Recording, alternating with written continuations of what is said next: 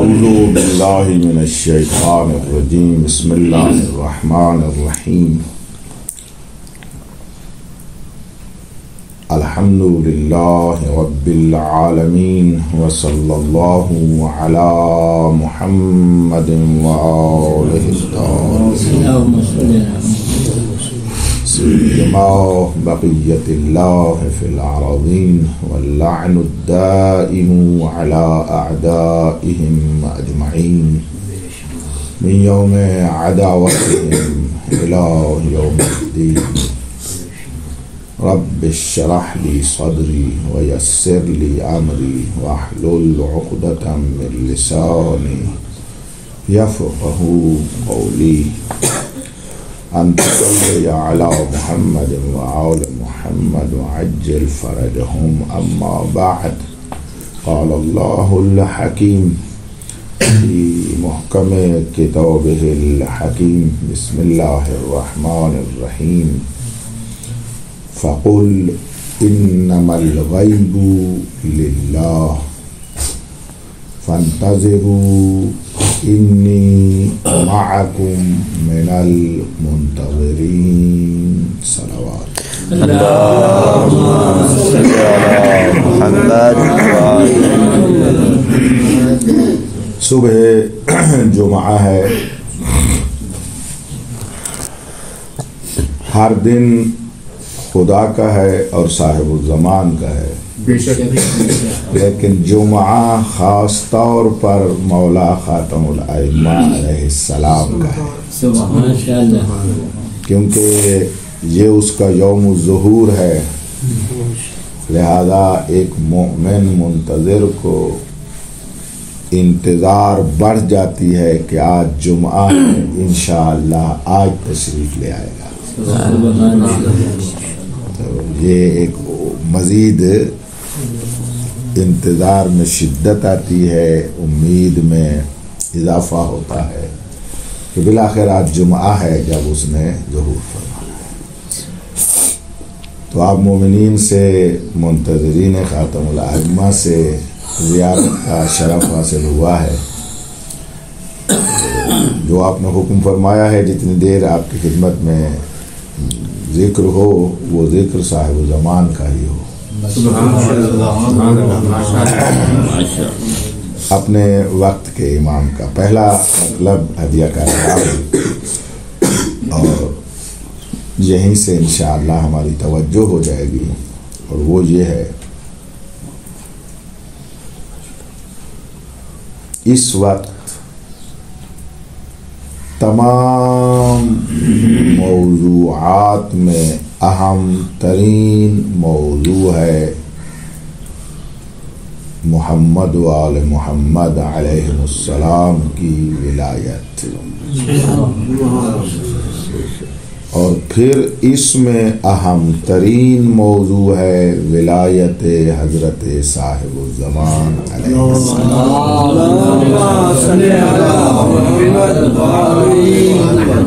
حضرت ولی اللہ الاعظم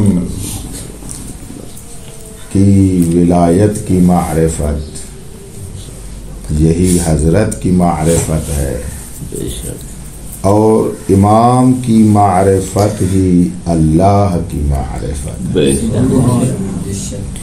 ذکر امام سے ہی ذکر اللہ قائم ہوتا ہے. یہ جتنے ایک جملے میں بول رہا ہوں، آپ میں اکثر بزرگ بیٹھے ہو، جوانوں آپ بھی توجہ کریں، ہر ایک جملہ قرآنی ہے اور اہل بیت کے فرمان سے ہے. سبحان اللہ. ایک لفظ بھی اور نہیں ہے جو آپ کو ہدیہ کیا جا رہا ہے. اور ایک ایک جملہ جو ہم نے ہدیہ کیا ہے آپ کو، وہ پورا ایک باب معرفت ہے. یہاں آپ کو خدا نخواستہ ہم کوئی تخیلات دنیا کی عام چیزیں تو نہیں بتانے، اتنے بہترین وقت میں بیٹھے ہیں اور آپ اتنی بہترین زندگیاں لے کر بزرگ بیٹھے ہیں.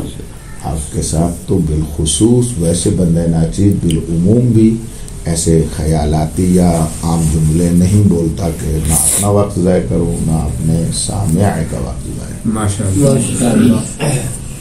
تو ایک نچوڑ دینا چاہتا تھا، وہ یہی تھا ان دو جملوں سے کہ اس ٹائم خدا کی طرف سے بھی ہر چیز کا محور صاحب الزمان ہے، پورا عالمین اس کے وجود کی محوریت پر باقی ہے۔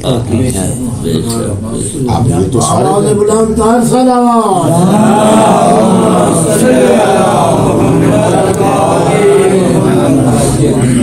ٹھیک ہے، اس کا وجود ذی جود منور مطہر نورانی وہ ہے کہ اللہ تبارک و تعالی نے تمام جہانوں کو اس سے وابستہ کیا ہوا ہے۔ وَبِوُجُودِهِ ثَبَتَتِ الْأَرْضُ وَالسَّمَاءُ، آیا عدیلہ میں ہے، قطب ہے۔ میں نہیں بولنا چاہتا تھا، پھر اس کی تشریح میں مجھے جانا پڑتا۔ بابا جی نے ٹھیک کہا ہے، ٹھیک ہے، حضرت قطب ہے۔ وہ چکی کے دو پارٹوں کے درمیان وہ کیل جو اس چکی کا قطب ہوتا ہے، حضرت پورے عالمین کے چرخ کا وہ قطب ہے جس پر الہی نظام بچا ہوا ہے اور چل رہا ہے۔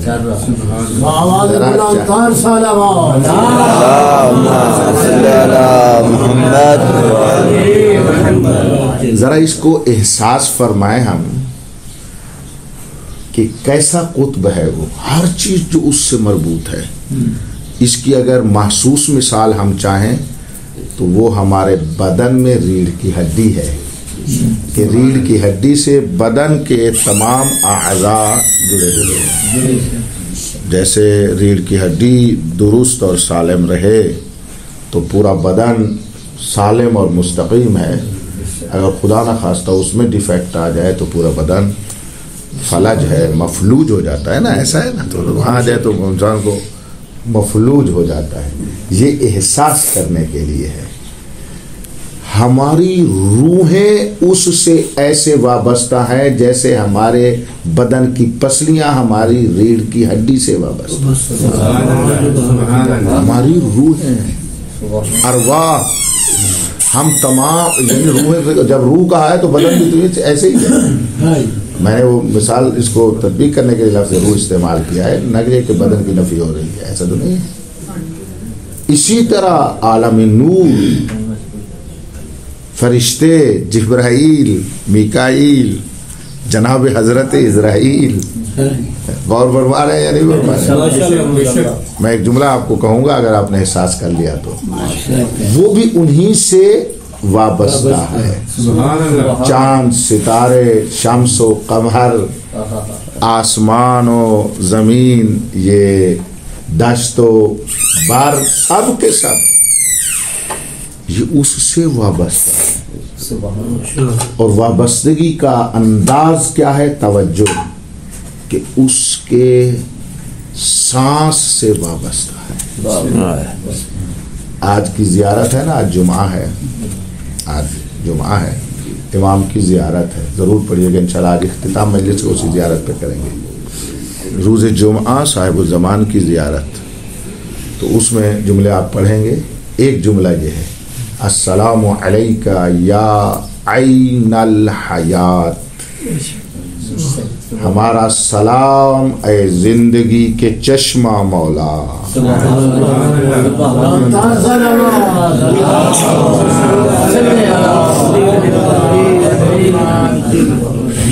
زندگی کا چشمہ مولا۔ ہم نے پانی کے چشمے ابھی تک دیکھے ہوئے ہیں، وہ چشمہ نہیں دیکھا جہاں سے حیات پھوٹ رہی ہو، وہ اللہ کی طرف سے۔ اور پھر ہماری تمہارے نہیں، عالمین کی حیات کا چشمہ ہے۔ سبحان اللہ، سبحان اللہ۔ تو حیات کی دلیل ہے سانس، زندگی کی علامت ہے سانس۔ تو وہ سانس لیتا ہے تو زندگی سانس لیتی ہے۔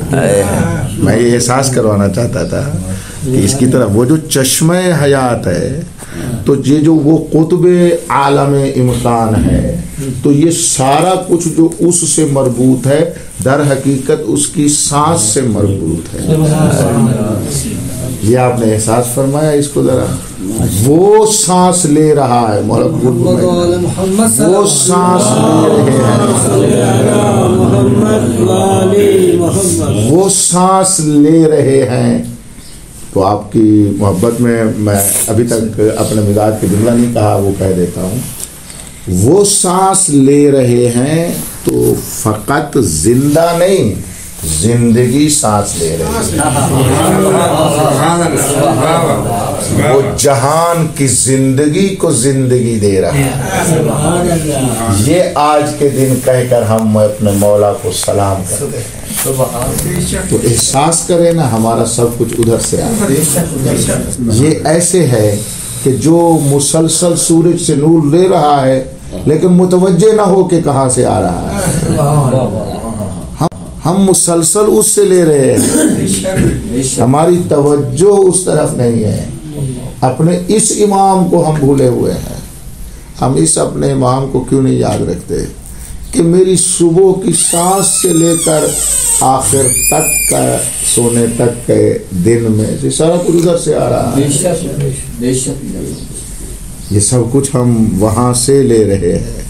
ہر چیز اس کی سانس سے وابستہ ہے. اب جس کا میں نے آپ کو عرض کیا ہے وہ آپ کو ایک صلوات پڑھیں گے.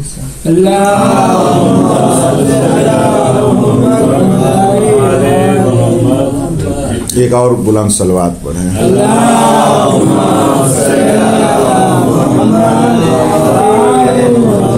نعرہ تکبیر، نعرہ رسالت، نعرہ حیدری، نعرہ حیدری، آواز بلند تار صلوات.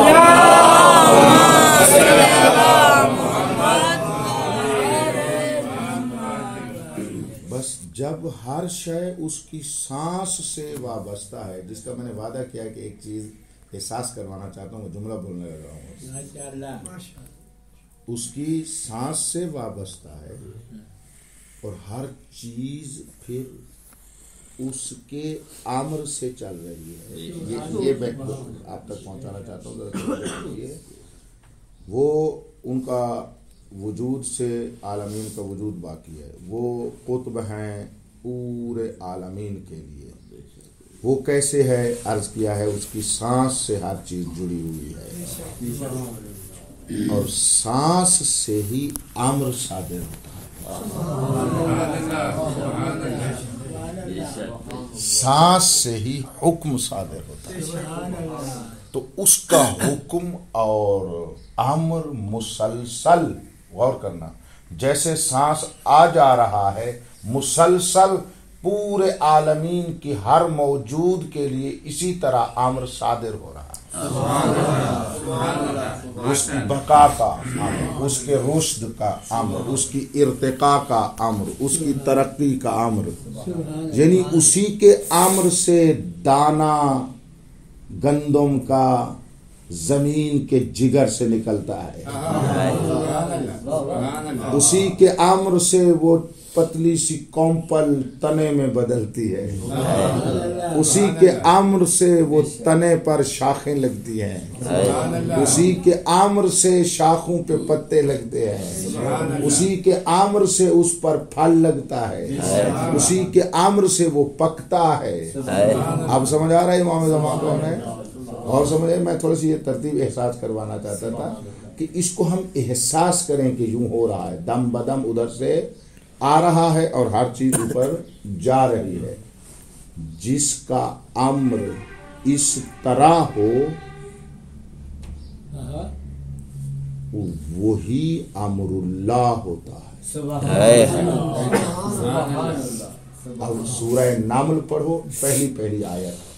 جب حضرت ظہور فرمائیں گے نا، غور کرنا، اب یہ ہمارا عقیدہ ہوگا نا کہ حضرت امر اللہ ہے، تو جب ظہور فرمائیں گے جبرائیل جو ندا دے گا وہ یہی دے گا کہ جس کو ہر ایک نے اپنی زبان میں سننا ہے अता अमरुल्लाह फला तस्तअजिलूहु, लोगो अल्लाह का अम्र आ गया है, अब जल्दी न करो।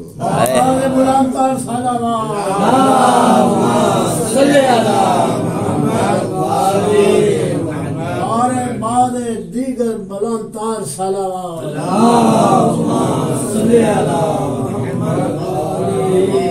पाक सरजमीन कल्ब पर इस शजर मारिफत को, मारिफत हजरत साहिबुज़्ज़मान को जितना हम तनोमंद करेंगे, अता अमरुल्लाह की निदा को उतना बेहतर सुन के उतना जल्दी उसके कदमों में जाएंगे।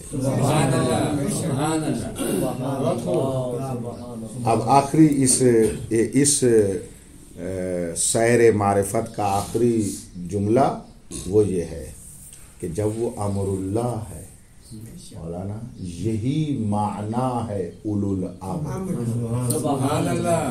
जिंदगी गुजर गई, उलुल अम्र किसे कहते हैं? उलुल अम्र वो है जो साहिब अम्रिल्लाह हो, और साहिब अम्र वही होता है कि अम्रुल्लाह उसका वजूद बन जाए। उलुल अम्र इसे कहते हैं, साहिब अम्र। अल अम्र से मुराद अम्रुल्लाह है, वही अता अम्रुल्लाह में जो सूरह नमल की आयत में आया है अम्रुल्लाह। अल अम्र से मुराद अम्रुल्लाह है। उलुल अम्र यानी उलू अम्रिल्लाह, यानी साहिब अम्र अल्लाह। चाचा जी, ये उलुल अम्र का माना दिल नशीन होना, पढ़ते तो हैं हम, आयत इताअत मगर नहीं पढ़ते, आती अल्लाह व आती रसूला व उलिल अम्र मिनकुम। अगर ये माना जहन में आएगा, फिर कहीं और से उठने वाली आवाज के इससे मुराद हुक्काम है, फिर जहन में नहीं आएगा। हाकिम है जी, मतलब वो दूसरे हमारे भाई कह गए, अलबत्ता हजरत यूसुफ वाले बन गए, पहुंच गए हो जो, ठीक है ना। वो कहते हैं क्या है इससे मुराद? इससे मुराद क्या है? हुक्काम है, हुक्मरान है। उलुल अम्र से मुराद हुक्मरान है। हुक्मरान को अपने अम्र का ही पता नहीं होता, उसको अल्लाह के अम्र का पता। वो इतना नादान है, वो अपने अम्र का मालिक ही नहीं है। इतना कमजोर होता है, उसके इरादे और कब्जा कुदरत में अपना अम्र ही नहीं होता। उसकी ज़बान उसका वो कहीं और से चलती है, तो वो कैसे उलुल अम्र हो सकता है? रचना हो रही है मौलाना? ना ना ना ना, ये लिसान है, लिसानुल्लाह। हाँ, इसी से वो लिसानुल्लाह बनेंगे। हम आपको उलुल अम्र की तरफ ले आना चाहते थे। ऐसा ठीक कह रहे थे जी, बेहतरीन है बात, इसी मकाम से आएगा। जो लिसानुल्लाह होते हैं वो तर्जमान अम्र खुदा होते हैं। अब आप जो जुमला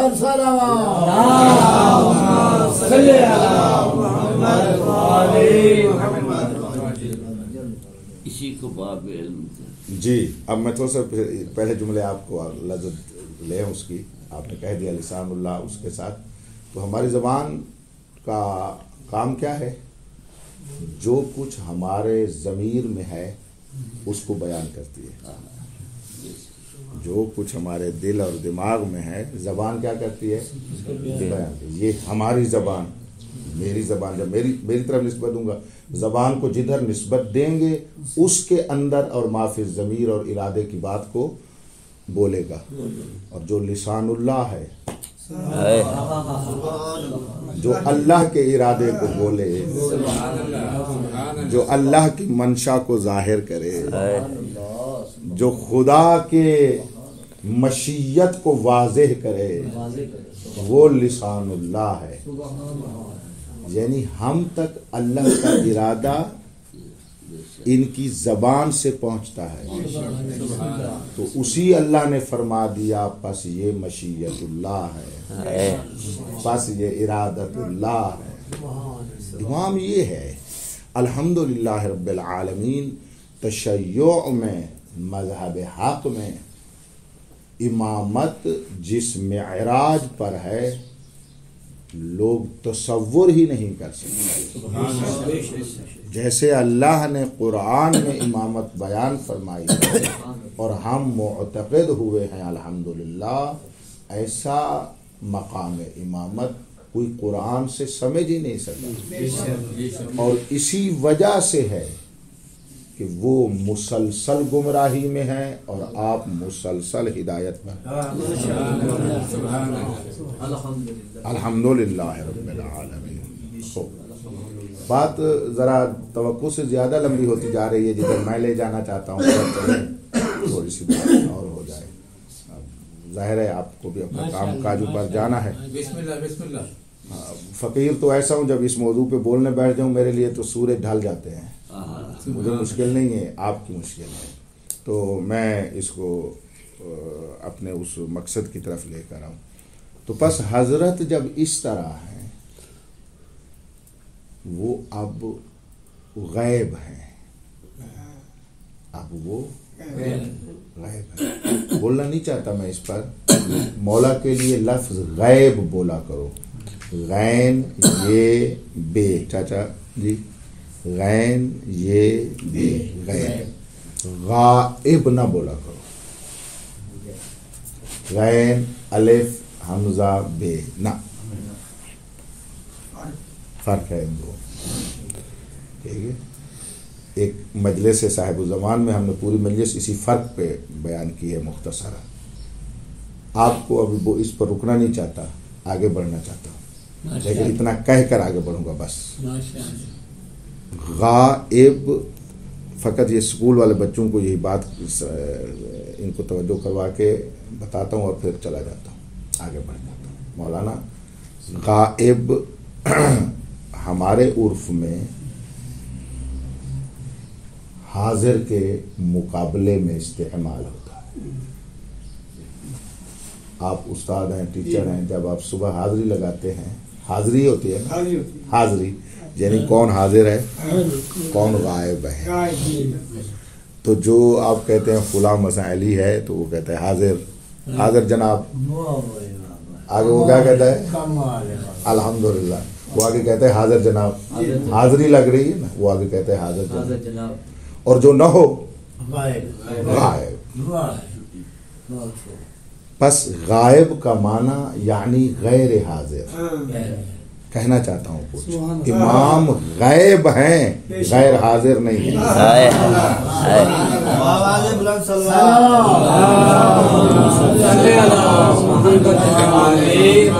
لذت روحانی آپ نے احساس فرمائی ہے.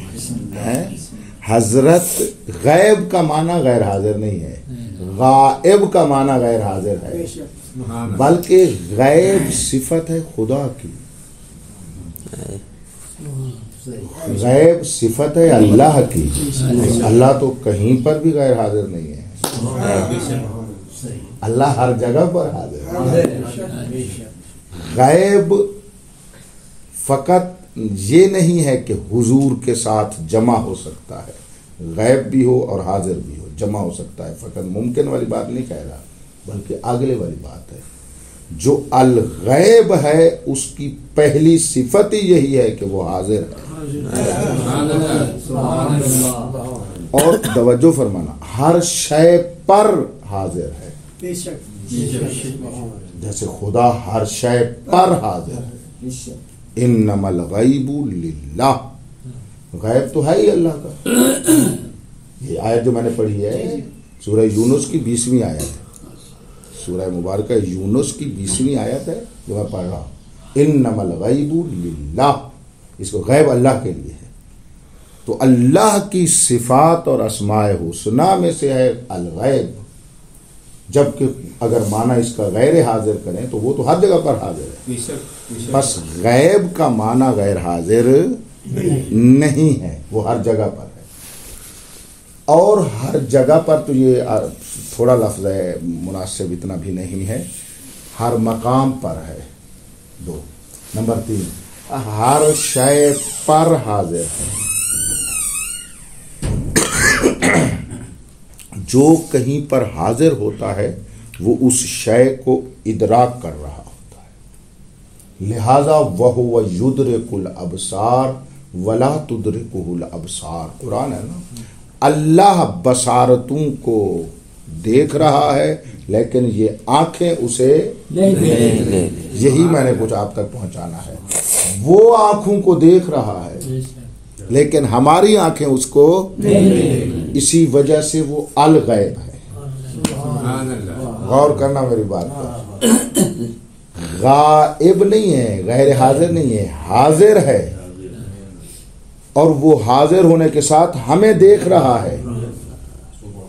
जरूरी नहीं है कहीं पर कि जैसे बंदा नाचीज आपको देख रहा हूं, आप भी मुझे देख रहे हैं। कहीं पर ये एक तरफा, ये तो दो तरफ हो गई, कहीं पर एक तरफा होता है, एक दूसरे को देख रहा है लेकिन दूसरा उस एक को नहीं देख रहा। जो देख रहा है, फर्ज करें वो ऊपर है तो वो देख रहा है, इसकी निगाह ही उधर नहीं पड़ती लिहाजा नहीं देख रहा। आपके लिए बड़ी अच्छी चीजें आ गई हैं। मैं इनके बयान करने के सदद में नहीं था। मैंने कहा सुबह सुबह है, पता नहीं इतना तवज्जो में होंगे कि मैं ये बातें अर्ज करूंगा, तो आ गई हैं तो चलो अर्ज कर देता हूँ। थोड़ा सा आगे चलते हैं। ये नहीं देख रहा उसको क्योंकि उससे ऊंचा है। बस कभी देखने न देखने की वजह यह है कि मैं मुतवज्जे नहीं हूं और वो मुतवज्जे है। तो वो देख रहा है और मैं नहीं देख रहा। नंबर 2, वो ऊंचा है, मैं नीचे हूं, तो वो ऊपर से देख रहा है लेकिन मैं ऊपर नहीं देख रहा। एक जगह तक आपको ले जाना चाहता हूं, अल्लाह करेगा एहसास फरमाएंगे आप कि एक तरफ, दो तरफा तो वाज़ेह है, मैं एक तरफा बताना चाहता हूं कि एक तरफ हो। ये 2 मिसालें हो गई एक तरफा की। कभी कभी अंधेरा इतना छा जाता है कि हम उसको नहीं देख सकते, क्योंकि हमारे देखने के लिए हमारे लिए नूर की जरूरत है। ठीक कह रहा हूं, हमारे लिए नूर की जरूरत है। मेरी आंख बगैर नूर के नहीं देखती। ये साइंस यही कहती है ना, और तजर्बा भी आपको यही कह रहा है। अगर अंधेरा हो जाए फिर आप नहीं देख सकते। वो नूर खत्म हो गया इसलिए आप नहीं देख सकते। हमारी तुम्हारी आंख में कोई डिफेक्ट पैदा नहीं हुआ। वो देखने की एक शर्त थी नूर का होना, वो नहीं है, इसलिए उसको नहीं देख रहे। लेकिन एक ऊपर होता है, फिर उस अंधेरे में उसको इस नूर की जरूरत नहीं होती, वो फिर भी देख रहा होता है। बस हम अंधेरे की वजह से उसको नहीं देख रहे, वो देख रहा। नंबर 4, हालांकि एक ऐसी मिसालें दी हैं, मुख्तलिफ और भी हो सकता है। मैं आपको ये मिसाल देकर इस असल बात की तरफ तवज्जो दिलवाना चाहता हूँ। हम देखते हैं किसी को, कभी वो नजर नहीं आता अंधेरे की वजह से। नंबर 4 समझ, कभी इतना बारीक होता है कि नजर नहीं आता। ऐसा है या नहीं है? लेकिन वो मुमकिन है उसी बारीकी में हमें देख रहा हो, उसके लिए बसर हो, वो उसी बारीकी में हमें देख रहा हो, लेकिन हम उस बारीक को नहीं देख रहे। ये भी एक तरफा है। ये सारी करीब ज़हन को नज़दीक करने के लिए मिसालें दे रहा हूँ। और कभी क्या है, एक बड़ा है, और मैं आपसे सवाल कर रहा हूँ, थोड़ा इसको लीजिएगा सारे साहबान। ये सारी सिफात जो मैंने आपको बताए इनको नफ़ी करता हूँ और फिर देखते हैं कि फिर भी एक तरफ देख रहा है, हम नहीं देख रहे। क्या मतलब? हमारी तवज्जो भी है फिर भी हम नहीं देख रहे, रोशनी भी है, नूर भी है, फिर भी हम नहीं देख रहे। वो बारीक शय भी नहीं है, बड़ी शय, फिर भी हम उसको नहीं देख रहे। लेकिन हमारे नूर में वो सकत नहीं। सही, थोड़ा ठीक आप बुजुर्ग हैं, मुंतकिल हो गए, ठीक है। केवल हमारी आंखों में देखने की सलाहियत कम हो गई। हाँ ठीक है, अच्छे जुमले हैं। ऐसे मैं इधर लेकर आना चाहता हूँ। ये सारा कुछ है, वो शय बारीक नहीं है। हमारे दरमियान नूर भी है, रोशनी भी है, अंधेरा नहीं है, रात नहीं है। हमें रात में सूरज नजर नहीं आता, چونکہ اندھیرا ہے، زمین حائل ہو گئی ہے، کوئی چیز سامنے آ گئی ہے. فرض یہ ہے کہ کوئی چیز حائل بھی نہیں ہے، نور ہی نور ہے، روشن ہی روشن ہے، روشنی ہی روشنی ہے، پھر ہمیں وہ نظر نہیں آتا. یہ کس وجہ سے ہے؟ اس کو فرماتے ہیں جب نور کی شدت اتنی بڑھ جائے، نور اتنا شدید اور زیادہ ہو جائے کہ اب آپ کی لفظیں، ہماری سکت نہیں ہے، ہماری آنکھ میں طاقت نہیں ہے، ہمارے ضعف ہے، اس شدت نور کی وجہ سے اس نور کی ذات کو ہم نہیں دیکھ سکتے. شدت نور کی. اس کی تمثیل سمجھانے کے لیے وہ سورج ہے جب بادلوں کے بغیر 1 بجے دن کے سامنے ہو، دھوپ میں، جون میں، جولائی میں، ہم نہیں دیکھتے. ٹھیک ہے، اس کی ٹکیا کو نہیں دیکھ سکتے.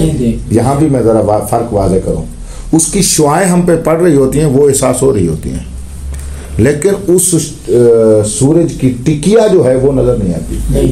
وہ ٹکیا کو آپ ذات سمجھ لیں، یعنی اس کی ذات سمجھ ہمیں نظر نہیں آتی، یعنی سورج کی ذات نظر نہیں آتی. اب جو سوال کیا جائے کہ سورج کی ٹکیا یعنی ذات کو میں نہیں دیکھ سکتا، اس کی سبب کیا ہے؟ اندھیرا ہے؟ نور ہے؟ ہاں، شدت نور ہے جو مجھے دیکھنے نہیں دیتا. سبحان اللہ، سبحان اللہ. شدت نور ہے جو مجھے دیکھنے نہیں دیتا. شمس امامت الہیہ، وہ سورج ہے نور کا کہ سورج سے بھی زیادہ ہر شے پر حاضر ہے، وہ حاضر ہے، اور ہم اپنے ضعف و کمزوری کی وجہ سے اس کو نہیں دیکھ سکتے، تو وہ حاضر ہے، ہم اس سے غیر حاضر ہیں.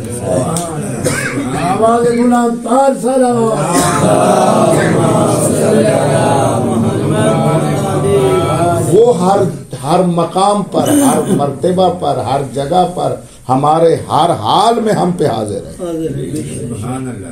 لیکن ہم اپنے کسی حال میں بھی اس کی بارگاہ میں حاضر نہیں ہو سکتے، اس کے شدت نور کی وجہ سے، اس کے شدت نور کی وجہ سے وہ اس قدر ہے. اس کو کہتے ہیں الغیب. وہ حاضر ہے ہم پر شدت نور کی وجہ سے، ہم اس سے غیر حاضر ہیں، اور اس کو کیونکہ نہیں دیکھ سکتے تو اس کو غیب کہہ دیتے ہیں. یہ یا اللہ ہے اس طرح، یا خلیفت اللہ ہے اس طرح. اور لفظ سنو، یا اللہ ہے اس طرح، یا عبداللہ ہے اس طرح. اللہ ہے اس طرح، یا امر اللہ ہے اس طرح. اللہ ہے اس طرح، یا وجہ اللہ ہے اس طرح. یہ جملے احساس کرو، پوری زندگی ہم بولتے ہیں. اب غور سے آپ نے فرما لیا ہے اس کو، وہ غائب ہے. ہائے میرا اللہ، ہمیں حکم ہوا ہے کہ تم اس الغیب کا انتظار کرو. انما الغیب للہ، یہ امام زمان الغیب ہے. فانتظروا، امر ہوا ہے کہ تم اس کا انتظار کرو. سورہ یونس آیت نمبر 20، یہی آیت میں نے پڑھی نا. اس چلو ادھر آ گیا ہوں، ٹھیک آ گیا ہوں. اس کو کیا کرو؟ اس کا انتظار کرو. بس ہم غیب کی انتظار میں ہیں، غائب کی انتظار میں. اللہ کا اسم غیب ہے، غائب نہیں ہے. خدا غائب نہیں ہے، استغفر اللہ. وہ ہمیشہ ہے، وہ ہر جگہ پہ حاضر ہے، وہ غیر حاضر نہیں ہے. ہم ایک حاضر کی انتظار میں ہیں. سارا رونا میرا جگر کا تو یہی ہونا چاہیے نا کہ وہ حاضر ہے، بیٹھا ہے، تشریف فرما ہے، ہر مقام پر ہے. میں بدبخت ہوں کہ اس کو نہیں دیکھ رہا. لہذا ہمیں یہ فرمایا ہے، بڑی توجہ، لطف آئے گا مولانا. ہمیں حکم ہے فانتظروا، کس کا انتظار کرو؟ پہلے فرمایا انما الغیب للہ، الغیب. فانتظرین فانتظر الغیب، یعنی اس غیب کا انتظار کرو. مولا انتظار کریں غیب کا کہ کیا ہو جائے. فرماتے ہیں انتظار کرو غیب کا کہ جو حاضر ہوتے ہوئے تمہیں نظر نہیں آتا تو وہ حاضر تو ہے، بس تمہیں نظر آنے لگ جائے. نظر آنے پھر آپ کو نظر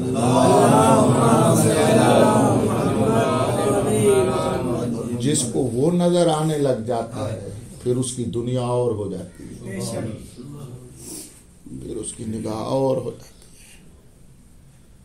ہے. لہذا آج کی دعائے ندوہ جو روز جمعہ پڑھی جاتی ہے، ہماری حسرت یہی ہے، متا ترانا و نرا.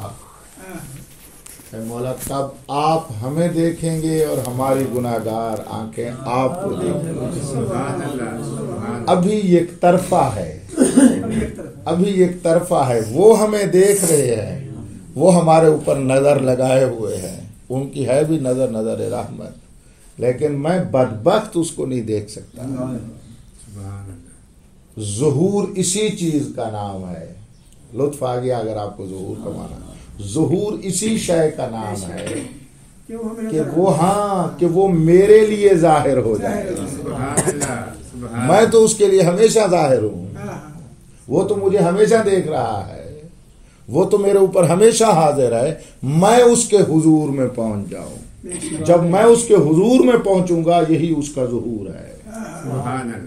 پھر میں اس کو دیکھوں گا. مقدر کے سکندر ہیں وہ لوگ جو اب بھی اس کی اس غیبت مطلق اور کبریٰ میں کبھی کبھی اس کا دیدار کر لیتے ہیں. پھر ان کی زندگیاں اور ہوتی ہیں، پھر ان کا چلنا بیٹھنا اور ہوتا ہے، پھر ان کا سونا جاگنا اور ہوتا ہے، پھر ان کا کلام کرنا اور ہوتا ہے. ان کا دل ادھر لگا ہوتا ہے، ان کا کلام کرنا اور ہوتا ہے. ان کا دل ادھر لگا ہوتا ہے، کام بلا وہ ادھر کر رہے ہوتے ہیں. سبحان اللہ. پھر ان کا ہر کام اسی کے امر سے ہوتا ہے. سبحان اللہ. پھر ان کی ہر حرکت اسی کے امر سے ہوتی ہے. صبح جمعہ میں کچھ ہم اس طرح کریں کہ ادھر کوئی ایک تجلی کبھی آ جائے کہ ہماری زندگی کو بدل دے، ہمارے وجود کو بدل دے. میں یہ بیچارہ جو اس طرف پڑا ہوا ہوں بس اس طرف رخ کر لو، میں اس طرف ہو جاؤں. اگر صرف ایک چیز ہے، اگر انسان ان کی ولایت کو پا لیتا اور اس پر پابند ہو جاتا تو ہو سکتا ہے وہ غیب بھی یہ نہ ہوتے ہمارے نہ. جی ایسا ہے، ایسے ہی ہے. ہماری غفلت اور ہماری بے توجہی اور ہمارے ظلم کی وجہ سے وہ غیب ہے. اور پھر اس غیبت میں ہم اس لیے امر فرمایا ہے فانتظروا، بس تم انتظار کرو، اس نے آنا ہے. تو بات یہ ہے کہ اب ہم کیا کریں کہ اس کی منزل ظہور تک ہم پہنچ جائیں. آپ چاہتے بات یہ ہے. اب یہ بات آگے تھوڑا سا چلتے ہیں. فرمایا فانتظروا، انتظار کرو. یہ آیت کا ترجمہ کافی زیادہ دیر ہو گیا میرے خیال میں. فانتظروا، انتظار کرو. ٹھیک ہے، یہ امر ہے، حکم ہے. انتظار ایک حکم ہے، انتظار ایک امر ہے، انتظار ایک واجب ہے.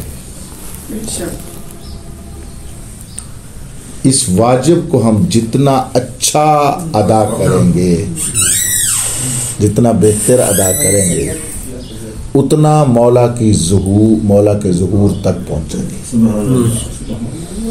اگر ظہور تاخیر ہو رہی ہے، اگر ظہور تک میں نہیں پہنچ رہا تو اس کی مین وجہ یہ ہے کہ میں کچھ اچھے طریقے سے انتظار نہیں کر رہا. کیونکہ اس نے فرمایا فانتظر. ٹھیک ہے، یہ ادھر آئے گا. اگلا جو مقام انتظار ہے وہ کمال ہے. حکم ہے رسول کو، تم کو منتظر انتظار کرو. اور رسول آگے کہہ رہے ہیں ہمیں، انی میں رسول معکم تمہارے ساتھ، من المنتظرین انتظار کرنے والوں سے. سبحان اللہ. سبحان اللہ. آواز غلام طاہر صلی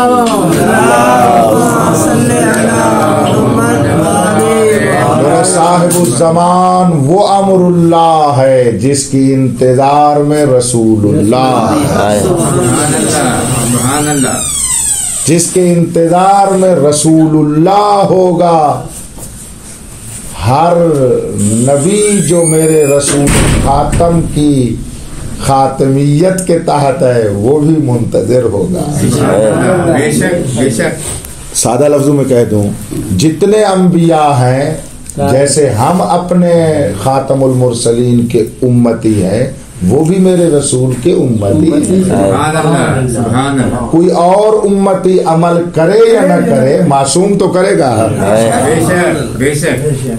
ٹھیک ہے. سبحان اللہ. تو پس آدم بھی اسی انتظار میں ہے، حضرت نوح بھی اسی انتظار میں ہے، حضرت ابراہیم و یعقوب و یوسف بھی اسی انتظار میں ہے، حضرت موسیٰ و عیسیٰ بھی انتظار میں ہے. ہم تو فقط حضرت عیسیٰ کا سنتے ہیں کہ چوتھے آسمان پر زندہ ہو کر انتظار میں ہے. نہیں، ہر نبی جہاں پر ہے وہ اس کی انتظار ہے. سبحان اللہ. سبحان اللہ. اور جب حضرت انتظار میں ہے تو سب نبی انتظار میں ہیں. جب انبیاء انتظار میں ہیں تو قطعاً ہر نبی کا ہر وسیع انتظار میں ہے. بے شک بے شک. سبحان اللہ. تمام اوصیاء اس کی انتظار میں ہیں. جب انبیاء و اوصیاء انتظار میں ہیں پھر صالحین انتظار میں ہیں، شہداء انتظار میں ہیں، پھر صدیقین انتظار میں ہیں، اور پھر جب یہ سارے انتظار میں ہیں تو اس کے نوری فرشتے انتظار میں ہیں. سبحان اللہ. جملہ سبحان اللہ. کہنے لگا ہوں، توجہ کیجیے گا. پھر یہ نوری فرشتے اس کی انتظار میں ہیں. جب یہ عالم انوار اس کی انتظار میں ہے، جو بھی زمین اور خاک پر رہنے والا ذرہ سا نور رکھتا ہے وہ اس کی انتظار میں ہے. سبحان اللہ. سبحان اللہ. آواز غلام طاہر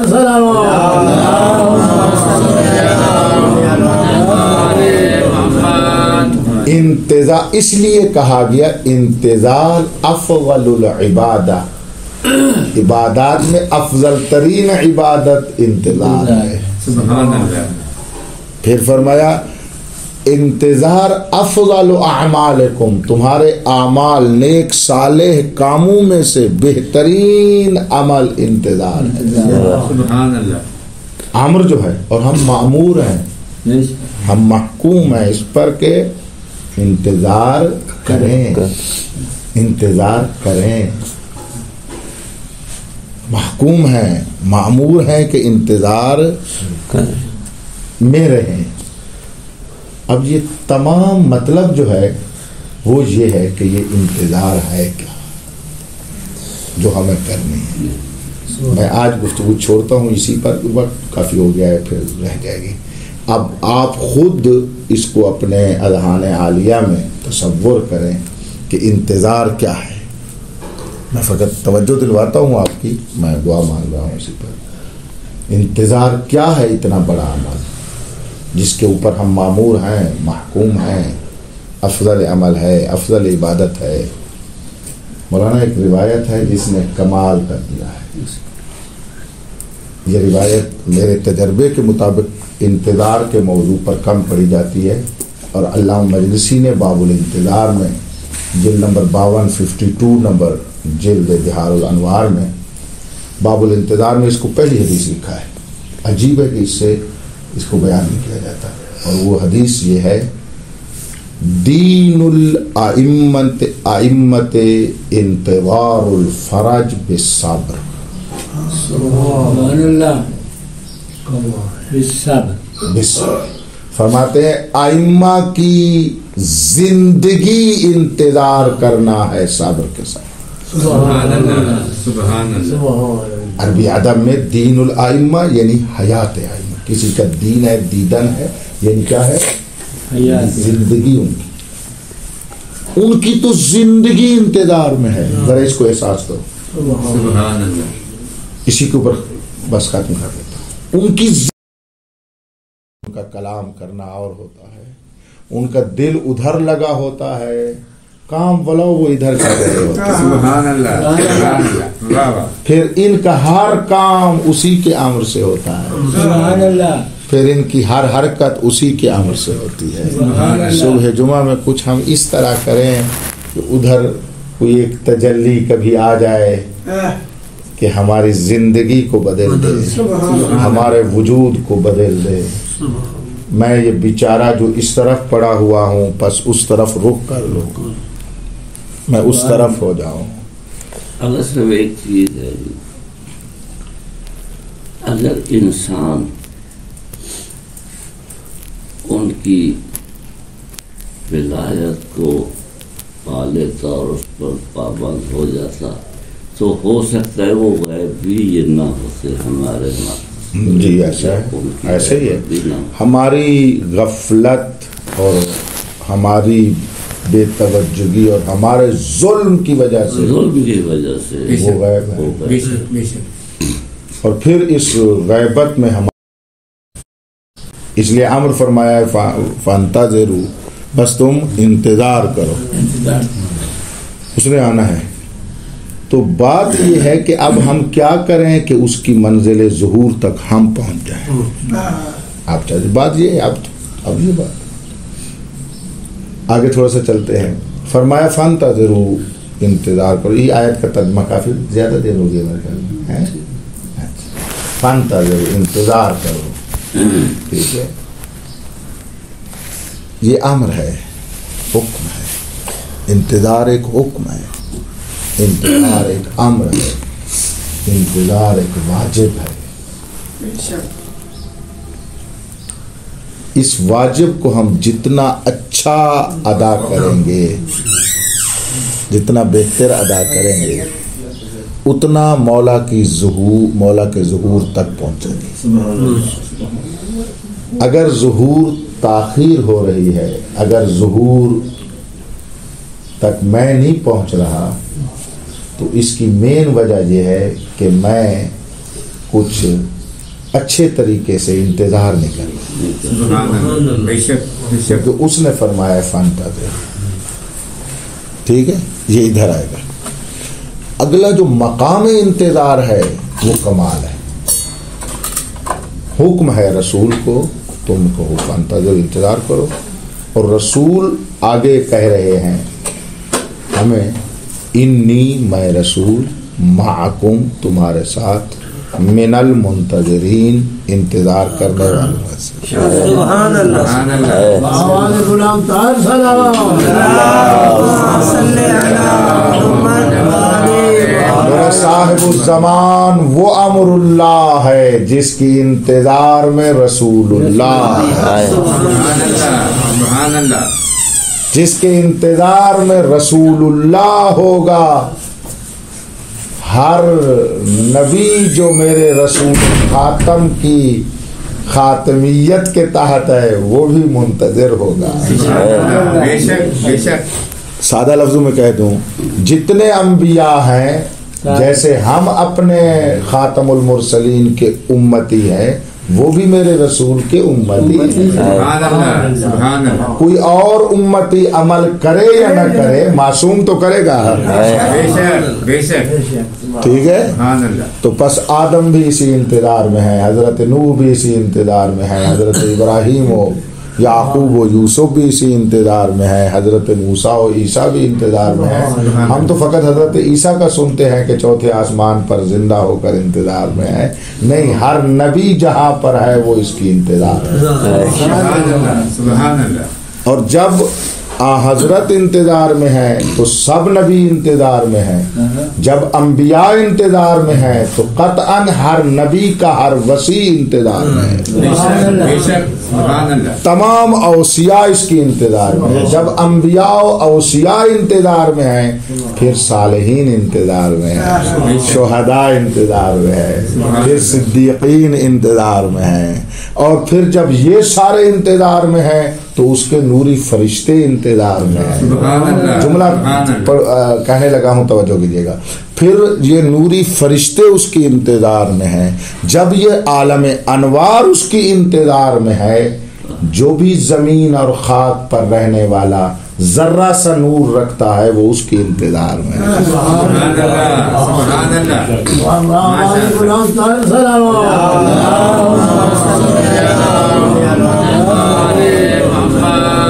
انتظار اس لیے کہا گیا انتظار افضل العبادہ، عبادات میں افضل ترین عبادت انتظار ہے. سبحان اللہ.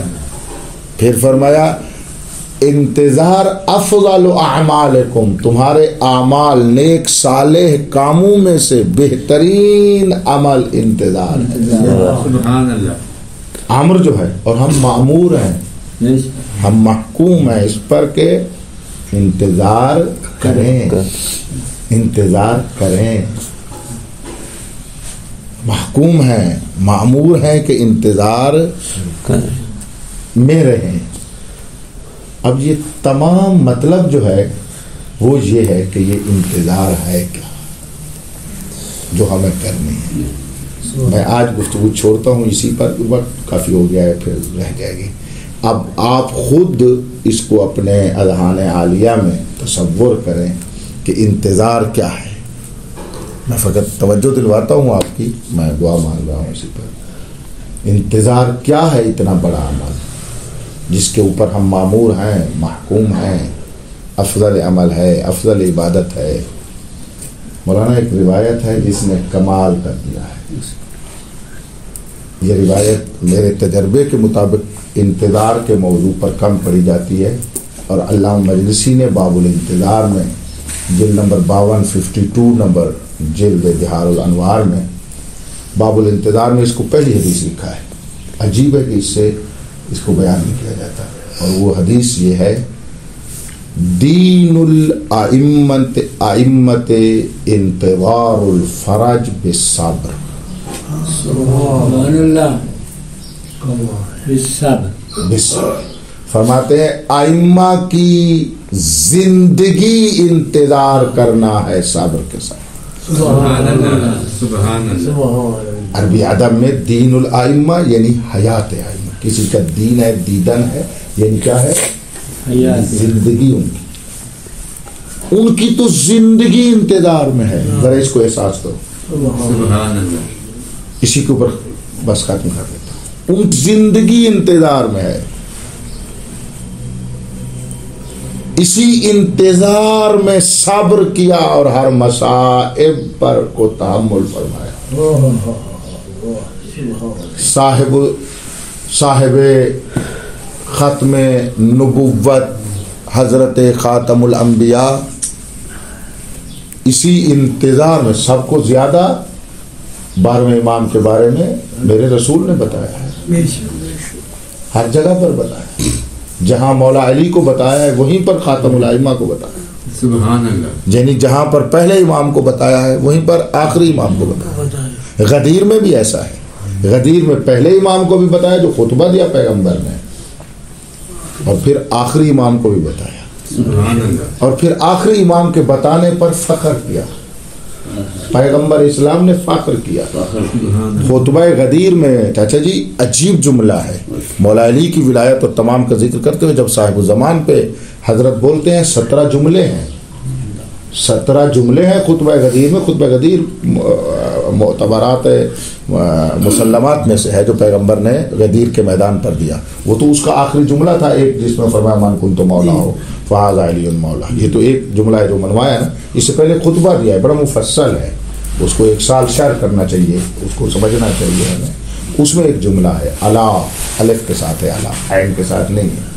الا ان خاتم الائمت منا. سبحان اللہ. اوئے ہوئے ہوئے آگاہ رہو. تحقیق خاتم الائمہ جیسے حضرت خاتم الانبیاء ہے. خاتم الانبیاء کا معنی ہے ایسا آخری نبی جس کے بعد کسی نبی نے اسی طرح آخری امام جس کے بعد کسی امام نے نہیں آنا وہ بھی ہم اہل بیت میں سے ہے، افتخار کر رہے ہیں۔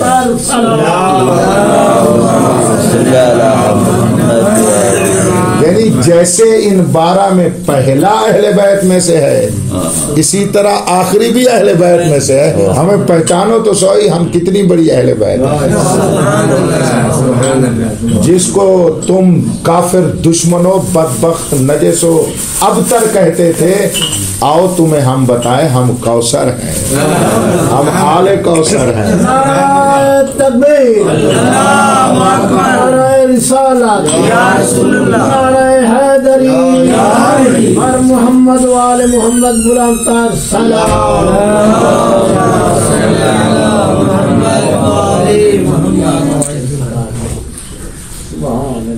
وہ ہم میں سے ہے۔ تو اس امام کو بتایا، پاک رسول نے بتایا، تو وہ جب بتایا ہے حکم بھی دیا انتظار کرو، اور قرآن میں اللہ کے امر سے اس نے حکم دیا ہے، خود فرما رہا ہے میں بھی منتظر ہوں تمہارے، میں رسول بھی تمہارے ساتھ انتظار کرنے والا۔ غور کیا ہے آپ نے؟ اب میرا رسول آگے جملہ ہے بے صبر، اس کی زندگی ہے انتظار کرنا۔ جملہ سنیے گا، علی کو چومتا تھا رسول، انتظار مہدی کی تھی۔ سبحان اللہ، سبحان اللہ۔ دیکھتے تھے اور خوش ہوتے تھے رسول، انتظار صاحب الزمان کی تھی۔ بیٹی کے ہاتھ پہ بوسہ دیتے تھے، انتظار صاحب الزمان کی تھی۔ سبحان اللہ۔ حسنین کو کاندھوں پہ بٹھاتا تھا رسول، انتظار مہدی میں۔ سبحان اللہ۔ کہاں ہم نے سمجھا ہے انتظار؟ کون کون منتظر ہے؟ منتظر کا مقام ہی نہیں سمجھا۔ جگہ جگہ پر ان 4 ہستیوں کا تعارف کرا کے انتظار اس کی، پھر فرماتے تھے اسی حسین کے آخری بیٹے کا نام ہے مہدی، جو آئے گا، جو میرے اسلام کو غالب کرے گا، جو میں لایا ہوں۔ وہ دین اللہ کا دین ہے جسے اللہ نے بھیجا ہے، اسے نافذ فرمائے گا۔ وہ تو اس کی انتظار کیا ہے؟ پھر اس کی انتظار، چاہے وہ دنیا سے چلے گئے ہیں، دنیا سے چلے گئے ہیں چاچا جی، دنیا سے چلے گئے ہیں، یعنی ہمیں وہ قبر میں چلے گئے، یہ درست ہے، اس میں شک ہی نہیں ہے، لیکن رسول دنیا سے جا کر بھی ہم پر حاضر ہیں۔ سبحان اللہ، سبحان اللہ۔ ہمارے رسول وہ ہیں، لہذا فرماتے ہیں جو میری زیارت پہ آئے، پیغمبر کا فرمان ہے، حدیث ہے، من زارنی فی حیاتی او فی مماتی۔ یہ ایک تو پوری حدیث سنا دیتا ہوں۔ ایک جگہ پہ فرماتے ہیں من زارنی فی مماتی یا بعد وفاتی کمن زارنی فی حیاتی۔ جس نے میری وفات کے بعد بھی میری زیارت کی وہ ایسے ہی ہے جیسے میری حیات میں میری انتظار ہے۔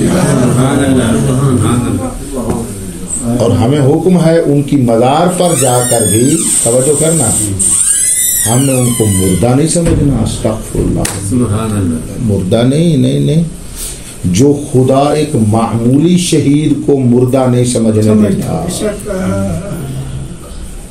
ضائع نہ کرو میرا جملہ، مجھے دیکھو، لا تقولوا لمن يقتل في سبيل الله امواتا، ایسا ہے، یعنی ایک معمولی بندہ مومن اللہ کی راہ میں شہید ہو جائے تو اللہ کیا فرما رہے ہیں؟ مردہ نہ سمجھو، اس کو مردہ نہ کہو، سبحان اللہ، نہ سمجھو نا، یعنی حقیقت نہیں ہے وہ مردہ، بے شک، وہ زندہ ہے۔ بے شک۔ اور جو اس شہید کا بھی امام ہے اور جو خود سبیل اللہ ہے، سبحان اللہ، وہ دنیا سے چلا گیا تو استغفر اللہ، وہ مردہ ہے۔ سبحان اللہ۔ کتنی جہالت ہے جن کے غصب قبضے میں ہے میرا رسول، غاصب بیٹھے نا وہاں، جو اس کی مزار مبارک پر چراغ بھی نہیں جلانے دیتے، نہ جلاتے ہیں نہ چومنے دیتے ہیں، وہی ہے نا۔ دفع کرے ان کو، میں بات اپنی کر رہا تھا کہ وہ تو اب بھی زندہ ہیں۔ انت تسمع کلامی الحمدللہ ظاہر بیٹھے ہو، جو نہیں ہو مولا آپ کو زیارت پر لے جائے. تو جب بھی ہم جس معصوم کی بارگاہ میں جاتے ہیں یہ جملہ کہتے ہیں جاتے ہیں تسمع کلامی و ترد کلامی. مولا آپ ہمارا کلام سن بھی رہے ہیں، میرے سلام کا جواب بھی دے رہے ہیں. جی مردہ ایسا ہوتا ہے، مردہ نے کبھی آپ کو سلام کا جواب دیا ہے؟ میرا امام سلام کا جواب دیا ہے، میرا امام کلام سن رہا ہے، اور فرما رہے ہیں نہیں فرما رہے ہیں. بس ان کو ہم نے اس طرح تو سمجھنا نہیں ہے. تو وہ اب بھی انتظار میں ہے صاحب رسول اللہ پر. رسول توجہ کر لیں آپ، رسول اللہ اب بھی انتظار میں ہے. جیسے وہ میں نے ترتیب آپ کو بتائی ہے نا، ان ہستیوں کو دیکھتا تھا اور انتظار مولا کی تھی. اب جو ظاہراً دنیا سے چلے بھی گئے ہیں، اگر بطول کی شہادت ہوئی ہے، رویا بھی ہے، انتظار مہدی کی تھی. امیر المومنین کو ضربت لگی ہے، دیکھا بھی ہے، رویا بھی ہے، انتظار مہدی کی. حسن مجتبیٰ کو اس کی مزار پہ تیر مارے ہیں. دیکھتے بھی رہے، روتے بھی رہے، انتظار مہدی کی تھی. سارا جملہ وہ آخری ہے، انتظار مہدی کی تھی. اپنے بیٹے سید الشہداء کو کربلا میں خون آلود ریت اٹھاتا بھی رہا، چومتا بھی رہا، لیکن انتظار میں. اللہ پاک کی قسم کربلا والے شہید نہ ہوتے اگر ان کو یقین ظہور حجت نہ ہوتا. انہوں نے اسی کی انتظار میں شہید ہو گئے ہیں، اور اسی طرح ہر امام اسی طرح شہید ہوتے گئے. مگر آسان کام آپ سمجھتے ہیں. علی کی عالیہ بیٹی جیسی پردہ دار بیوی بغیر چادر کے اتنے بازاروں سے گزر جائے، اس کو انتظار فقط ایک مسجد. اگر یہ انتظار نہ ہوتی یہ مسائل کوئی برداشت نہ کرتا. اور خود صاحب الزمان نے غیبت الہیہ کو قبول کیا، غیبت الہیہ کو تحمل فرمایا اسی میں کہ ایک دن میرا ظہور ہوگا. یعنی وہ میرا مولا وہ منتظر ہے جو خود بھی منتظر ہے، وہ بھی منتظرین میں ہے، اپنے ظہور کا انتظار کر رہا ہے. میں کچھ کہنا چاہتا ہوں، جہاں منتظر اور منتظرین کی عظمت ہے، اور وہ عظمت کیا ہے بھائی کہ سلسلہ رسول جس سلسلے میں وہ منتظر ہیں، ہم بھی اسی صف میں انتظار کرنے والے ہو گئے. انبیاء معصومین جس کا انتظار کر رہے ہیں، ہم بھی اسی کے انتظار میں آ گئے. علی امیر المومنین کیسا انتظار کر رہے ہیں، وہ تو زندگی میں اس کو یاد کر کر کے روتے تھے. اور جیسا انتظار صدیقہ کبریٰ کر رہی ہے نا، وہ اس کی 18 سالہ جوان اماں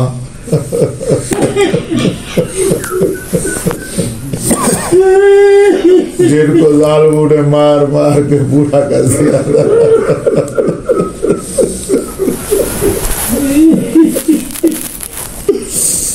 لہذا اس وقت بھی دروازہ گرتے ہوئے فرماتی ہے ولدی یا مہدی، او میرا مہدی بیٹا.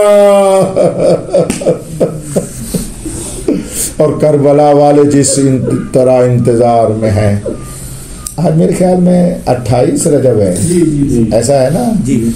چلو آؤ، انتظار کا ایک بہترین طریقہ آپ کو بتا دوں. اہل بیت کے غم میں رونا ہے، یہی رونا انتظار ہے. یہ عزاداری بہت بڑی انتظار ہے. ائمہ رو رو کر انتظار مع الصبر. آج کا دن مدینہ چھوڑنا کوئی آسان نہیں ہے، اور جس انداز میں میرے حسین نے مدینہ چھوڑا ہے وہ کوئی آسان نہیں ہے.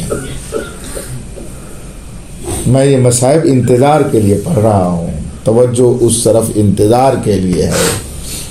آج مولا کو بھی تو 28 رجب یاد ہے، پتہ نہیں مدینے گئے ہوں گے، تشریف لے گیا ہوگا نا میرا صاحب الزمان، کہ میرا دادا حسین ہماری پھوپھی زینب کے ساتھ کیسے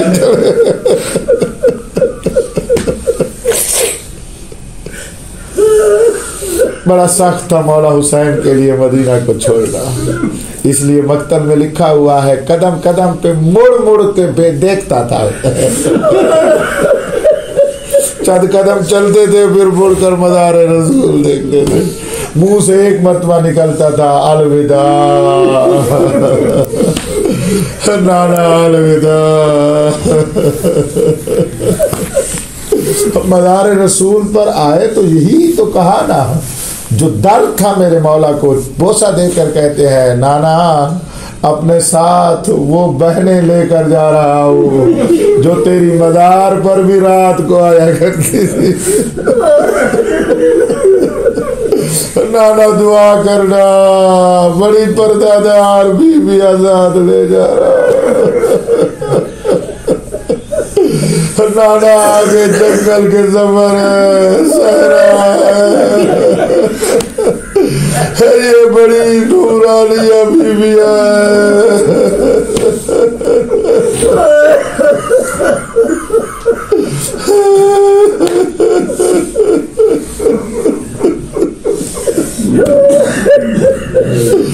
میں ان کو لے کر جا رہا ہوں، ذرا آپ تصور تو کریں، رو کر کہہ رہے ہوں کہ نانا کوئی ایسا سفر ہے جس میں میرا شیر خار بھی جا رہا ہے، او میرا دودھ پیتا بچہ بھی جا رہا ہے، آؤ مل کر ماتم کرے باب لما کے ظہور میں تاجیر ہو جائے کمال جاؤ۔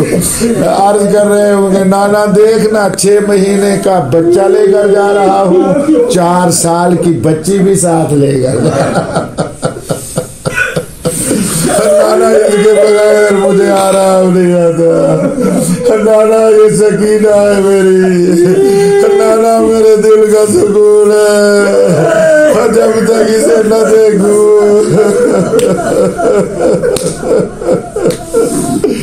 نانا کوشش کر رہا ہوں ان کو پردوں میں لے کر جا رہا ہوں، ان کو آرام دوں گا محملوں میں لے کر جا رہا ہوں، لہذا مکتب والوں نے لکھا ہے ہر منزل میں فرماتے تھے اونٹ بٹھاؤ لمبا سفر دو میری بہنیں تھک جاتی۔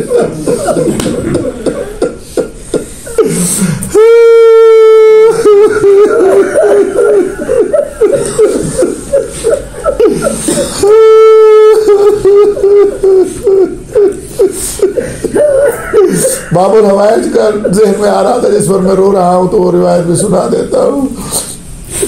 کہتے ہیں کہ اس قافلے میں جب مدینے سے حضرت چلے ہیں تو آگے آگے مولا عباس چلتے تھے کافی آگے، اور ہیبت علویہ الہیہ سے آنے والے لوگوں کو کہتے تھے راستہ چھوڑ دو، علی کی بڑی عزت والی بیٹیاں آ رہی ہیں،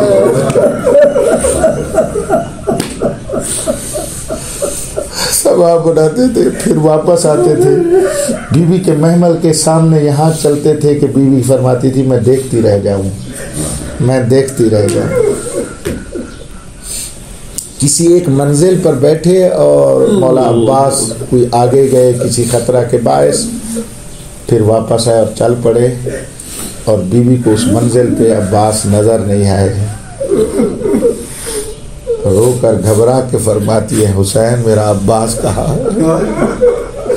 فرمایا وہ تو آپ کے راستے میں پردے کا انتظام کر رہا ہے، رو کے کہتی ہے میں اسے نہ دیکھوں میرا دل آرام نہیں ہوتا،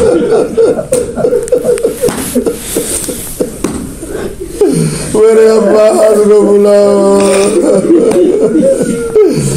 دیکھ کے فرما دیے عباس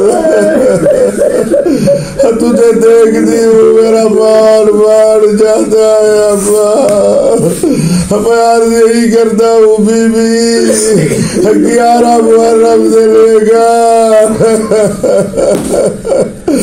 پھر آگے کوفہ شام تک کیسے عباس تو بی بی یہی فرمائے گی نا میرا حال تو نے نہیں دیکھا مگر مقتل میں نہیں پڑھا، پھر آؤ ماتم کے لیے آجیے مولا کے ظہور میں تعجیل ہو جائے، یہ روایت آپ کے لیے پڑھ رہا ہوں۔ بی بی فرمائے گی یہی تو وجہ ہے نا کہ میں کیوں روتی ہوں، جب تک وہ زندہ تھا کسی نامحرم نے مجھے دیکھا ہی نہیں،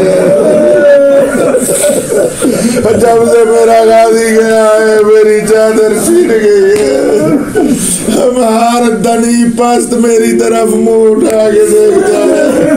جس جملے کے لیے میں نے دعوت دی ہے مولا فرماتی ہے، بی بی فرماتی ہے کربلا سے لے کر شام تک زجر ابن قیس نے مجھے سونے نہیں دیا، جہاں پہ مجھے نیند آنے لگتی تھی یہ دادی آنا مارتا تھا، مار کے کہتا تھا بلا عباس کو، اللہم عجل ولیک الفرج، اللہم عجل ولیک الفرج، اللہم عجل ولیک الفرج۔ اس دعا کا معنی یہ ہے اللہم اے میرے اللہ بہت جلدی اپنے ولی ہمارے امام کے غم ٹال دے۔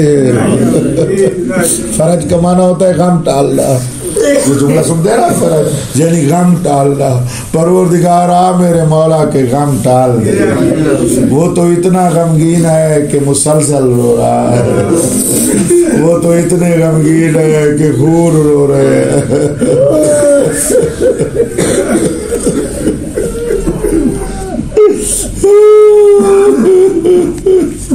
پروردگارہ میرے مولا کے ظہور سے میرے مولا کے دل کو آرامش عطا فرما، حضرت کے ظہور سے خاتم المرسلین کو آرامش عطا فرما، حضرت کے ظہور سے امیر المومنین کو سکون عطا فرما، پروردگارہ صاحب الزمان کے ظہور سے صدیقہ کبریٰ شہیدہ عظمیٰ کو آرام عطا فرما، حضرت کے ظہور سے کربلا والوں کو آرام عطا فرما، خاتم الائمہ علیہ السلام کے ظہور سے تمام انبیاء اوصیاء اولیاء شہداء صدیقین مؤمنین تمام کو اپنی آرزوؤں تک پہنچا۔ اس صبح جمعہ کا واسطہ ہمارے دلوں میں اس کا نور معرفت مزید منور فرما، اتنی معرفت عطا فرما کہ ہمیں اس کا دیدار نصیب ہو۔ پروردگارہ اتنی معرفت عطا فرما کہ اس کی غیبت ہمارے لیے ظہور بن جائے۔ پروردگارہ جس طرح وہ ہمارے اوپر حاضر ہے اور دیکھ رہے ہیں، میری آنکھوں کو، میرے روح کو، میرے دل کو، میری جان کو اس قابل بنا کہ ہم بھی اس کے دیدار کر سکے۔ میرے مولا کو ہم پر راضی اور خوشنود فرما، ہمیں ان کو راضی رکھنے کی توفیق عطا فرما، ہمیں ہر لمحہ اس کو یاد رکھنے کی توفیق عطا فرما، ہمیں حقیقی معنی میں اس کا منتظر بنا، ہمیں حقیقت انتظار نصیب فرما، ہمیں واقعیت انتظار نصیب فرما۔ پاک اللہ تجھے واسطہ اپنی عزت اور جلال کا ہمارا ہر سانس اس کی انتظار میں گزار، غفلت پردوں کو ہمارے دل و دماغ سے ہٹا دے، اس غفلت سے مرا جا رہا ہوں مولا۔